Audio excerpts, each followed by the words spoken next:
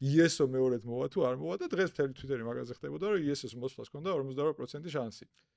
All market-ზე დეცენტრალიზებულ აპლიკაციაში, ხო? ესე რომ ვთქვათ, ანუ შენ გინდა რომ ეს ყველაფერი რაც ავტომატურად verifiable ხდებოდეს რა. აქედან გამომდინარე იქ რაღაცა თამაში რომ მიდის, იქ push-ს ვერ დაგიწერს ის მაშინ, ანუ შენ თამაში, მაშინ კაზინო გამოდის, ანუ მუღამია.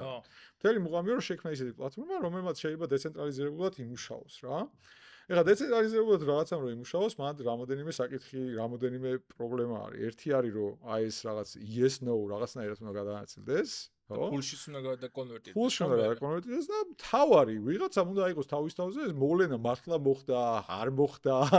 ანუ რაღაც არის რაღაცნაირად უნდა გადამოწმოს. ხო, აი ეხლა დევს მაგალითად ძალიან საინტერესო პოლი არის, დევს რომ ეს GTA 6-მდე რა მოხდება, ან არ მოხდება. ესეთი პოლია და ერთ-ერთი არის რომ ბიტკოინი გახდება $1,000,000 თუ არ გახდება.